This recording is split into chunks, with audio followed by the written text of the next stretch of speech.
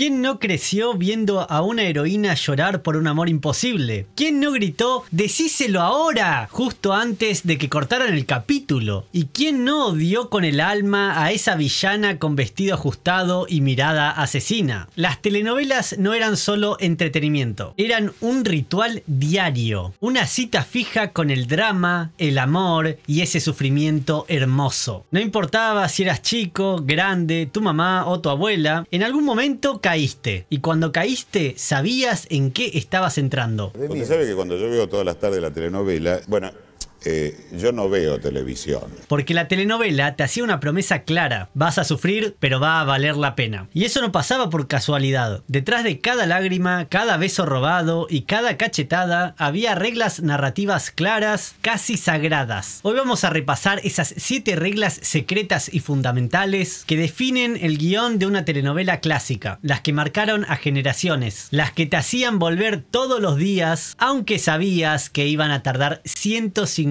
capítulos en besarse.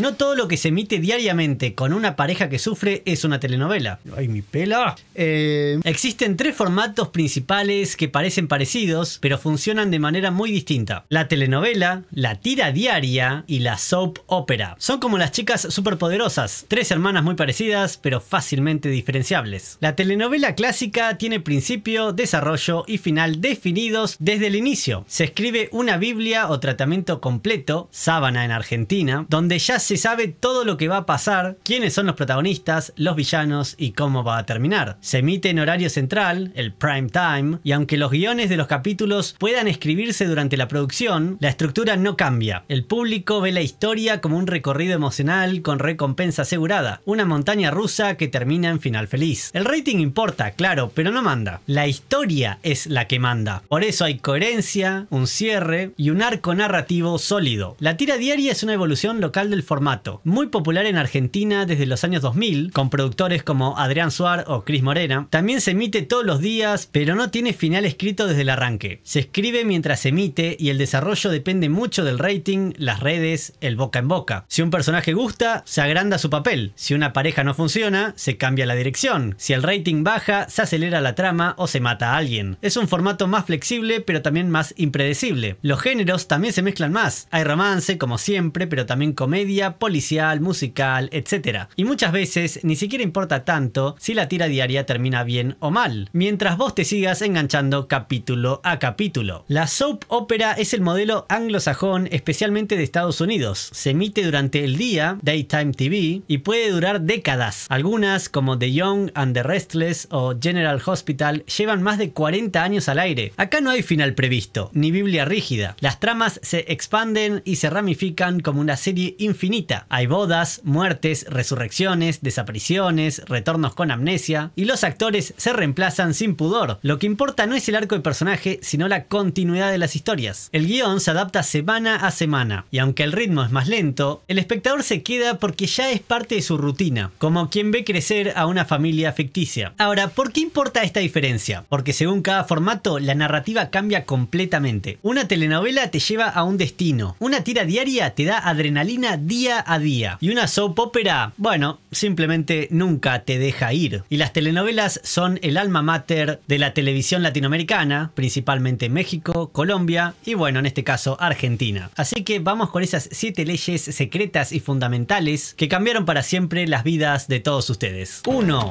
La Biblia no se mancha. Antes de escribir siquiera una línea de diálogo, se escribe la Biblia. Y no me refiero a las leyes de Moisés. The Lord Jehovah has given unto you these 10 commandments. La Biblia de la telenovela es un documento que cuenta toda la historia de principio a fin. Quiénes son los personajes, cuál es el conflicto central, qué obstáculos se interponen y, lo más importante, cómo termina. La Biblia, o la sábana, es la guía sagrada que los guionistas deben seguir a rajatabla. No importa a veces cuánto le griten los fans a la pantalla o a las redes, no importa si el actor se vuelve famoso o impopular, el final ya está escrito y no se cambia. La telenovela no suele improvisar su destino. Todo lo que vemos fue pensado desde el principio. principio. Por ejemplo, en Muñeca Brava, desde el primer capítulo sabemos que Milagros e Ivo están destinados a estar juntos, pero la historia ya está armada desde el comienzo con todos los giros posibles. Las peleas, los celos, la falsa hermandad, los terceros en discordia, el convento y finalmente el reencuentro. Nada de eso fue improvisado sobre la marcha. La Biblia de Muñeca Brava lo tenía todo pautado. En la telenovela mexicana Rubí, la protagonista no es la buena, pero la Biblia tenía bien clara su estructura. Rubí usaría su belleza para escalar socialmente, lastimaría a todos a su paso y finalmente pagaría un alto precio por sus decisiones. El final, con Rubí sola, discapacitada y arrepentida, estaba planificado desde el inicio. En Yo soy Betty la fea, ¿hay algo que no estuviera escrito desde el comienzo con Betty? La transformación, el amor imposible con Armando, el auge y la caída de Ecomoda, la traición, el escándalo, todo estaba en la Biblia. Incluso Jorge Enrique Abelo ha contado que tuvieron que mantener ciertos ritmos narrativos que estaban previstos, aunque el público ya pidiera a gritos que se besaran. Y abro paréntesis acá, me perdonarán si algún dato de estas telenovelas no es exactamente preciso, no las vi todas por supuesto, y a veces en la investigación uno puede errarle. Sigamos. En resumen, aunque los capítulos se escriban durante la emisión, la historia ya está trazada. La Biblia es ley y no se mancha. 2. La promesa romántica.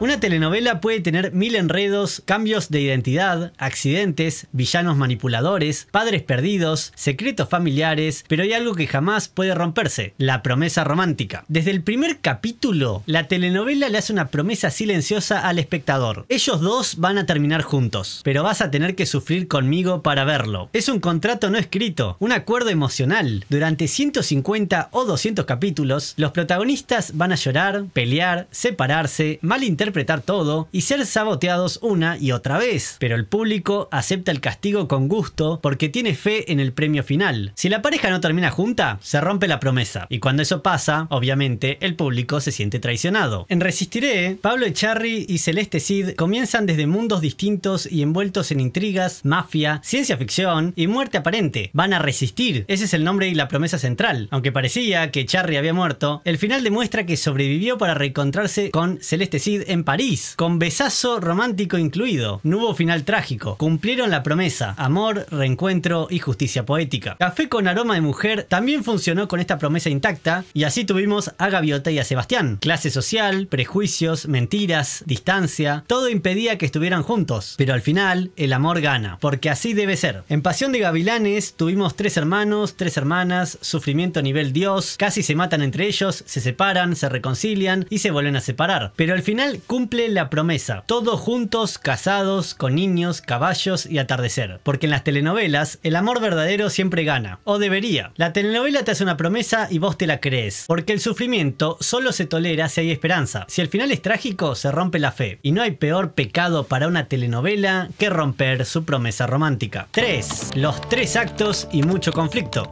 Las telenovelas no se escriben como una película, pero usan la misma estructura básica, los 3 actos. Solo que en este caso, esos 3 actos se reparten en 150 o 200 capítulos, así que el segundo acto es largo como Esperanza de Pobre. En el primer acto tenemos la presentación del mundo, los protagonistas, el enamoramiento, el entorno hostil, todo parece ir bien, hasta que algo lo arruina. El segundo acto es el más largo y el más cruel: obstáculos, giros, traiciones, malentendidos, embarazos no deseados, secretos familiares, enemigos, separaciones. Este es el corazón de la telenovela. El conflicto se estira, se ramifica y se reinventa para mantenernos atrapados. En el tercer acto todo se resuelve. Vuelven a encontrarse, la verdad sale a la luz, el malo paga, el amor triunfa, el público llora, final. El segundo acto puede durar 100 capítulos o más. Y ahí está el desafío: sostener la tensión sin romper la promesa. Por eso las telenovelas están llenas de conflictos. Más problemas en la telenovela Alma de Corazón.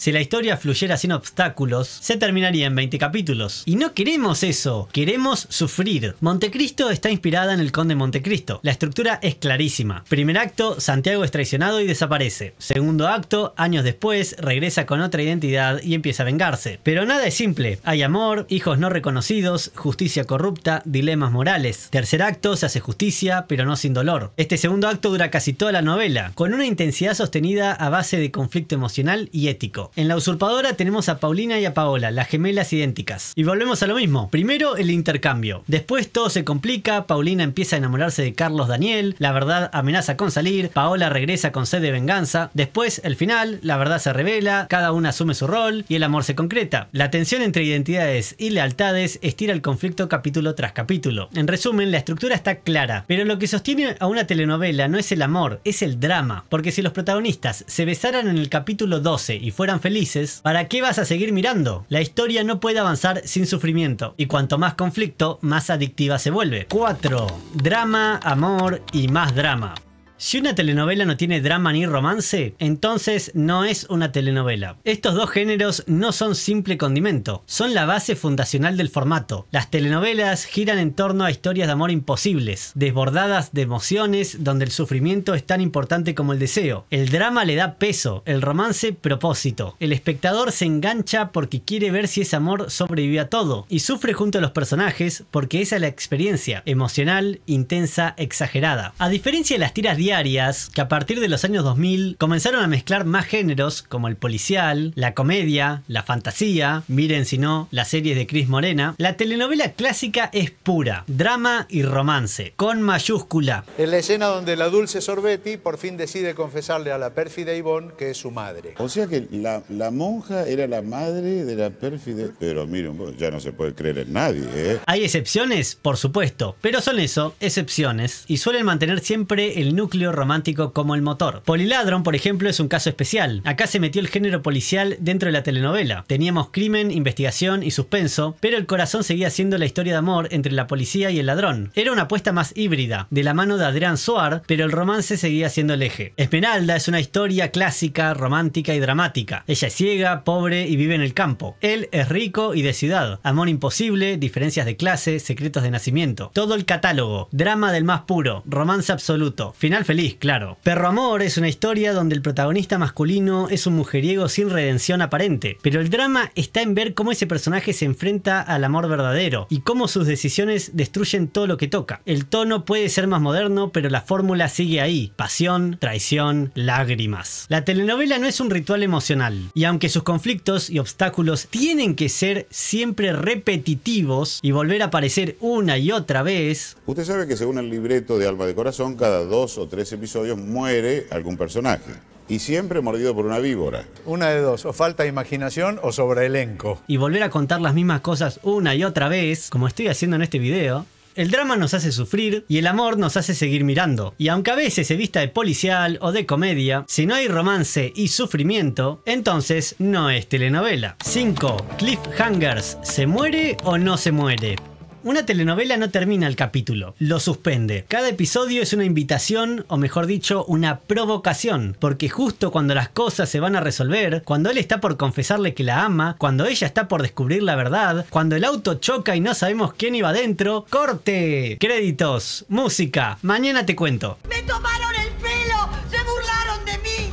¡Nadie me respetó! ¿Pero qué es esto, Dios mío? ¡Pero es que no se puede creer! Eso se llama cliffhanger y es uno de los recursos narrativos más importantes del formato. No importa cuán lenta sea la trama o cuánto se estire el conflicto. Si el capítulo termina con una pregunta sin respuesta, el espectador va a volver, porque necesita saber. Es una estrategia emocional, pero también industrial. La telenovela se emite todos los días. Si no generás expectativa constante, el público se va. En Padre Coraje... Que hable. Te lo juro, me importa poco. Los capítulos terminaban con el protagonista frente a un personaje que amenaza con descubrir su identidad, o con la familia reunida a punto de escuchar su gran secreto. Cada vez corte antes del juicio. Eso generó fidelidad diaria. El público no podía despedirse sin saber si Facundo Arana sería expuesto o perdonado. Prohibido nuestro amor.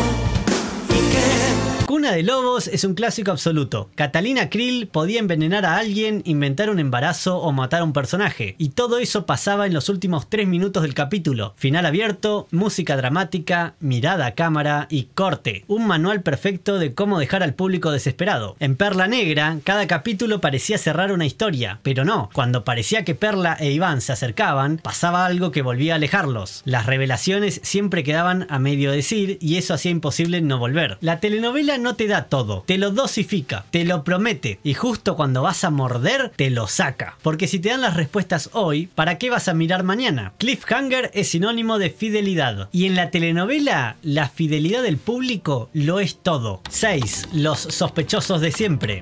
Toda telenovela tiene una historia de amor, sí, pero no la puede contar en soledad. Necesita un elenco de estereotipos, personajes tan reconocibles como indispensables. Son los que hacen girar la trama, los que arman el conflicto, los que sostienen el drama. No importa si la telenovela ocurre en una estancia, en una cárcel o en un convento. Ellos siempre están. El héroe, bueno, noble, algo ingenuo, no siempre rico, pero sí con principios. Es el que sufre, pelea y finalmente ama con todo. La heroína, bella, pura, soñadora, puede ser pobre o rica venida menos, pero siempre víctima de alguna injusticia. El villano masculino, ambicioso, cruel, manipulador, puede ser el padre de ella, el jefe de él o el socio de ambos. Siempre tiene un plano oscuro. Sí, el tío Blas, qué personaje siniestro. La villana femenina, celosa, despiadada, elegante, es la ex, la amante o la rival. Usa la mentira y la seducción como armas. La pérfida Ivonne, qué personaje siniestro también.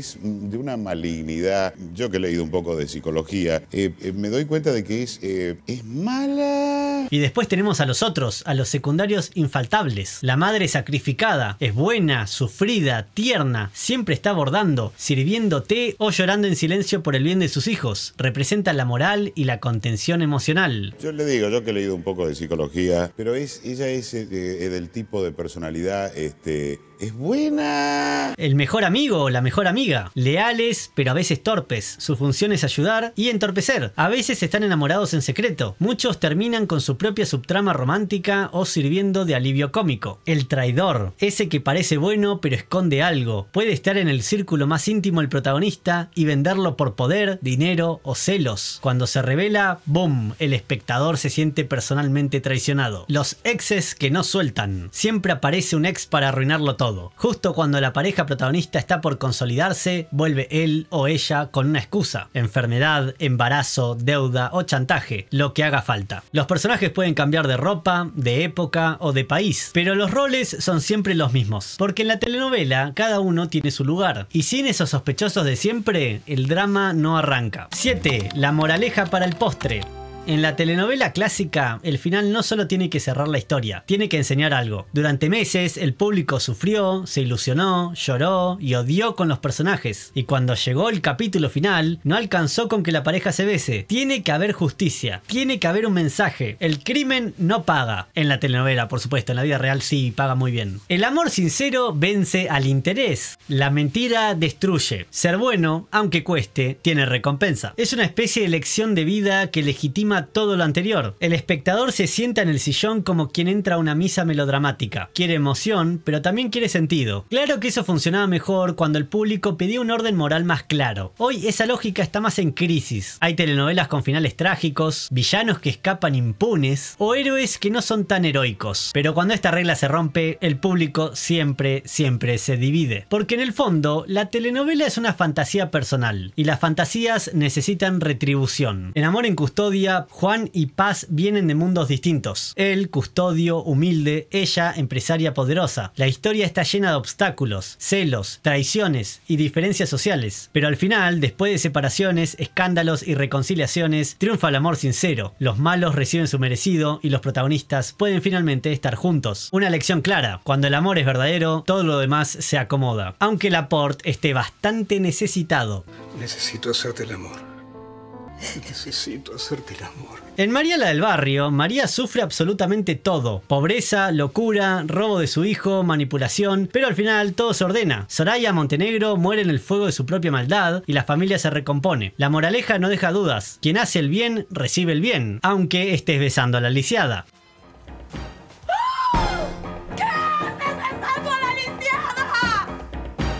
Y ningún mensaje es más claro que el de Betty la Fea. No solo conquista a Armando, Betty también conquista respeto, autoestima, liderazgo y dignidad. El mensaje es clarísimo. No importa cómo te veas por fuera, sino quién sos por dentro. Una moraleja que cruzó fronteras, idiomas y décadas. La telenovela no es solo entretenimiento, es un cuento de hadas moderno. Y como todo buen cuento de hadas, necesita su moraleja. Porque después de tanto sufrimiento, el espectador no solo quiere emoción, quiere justicia.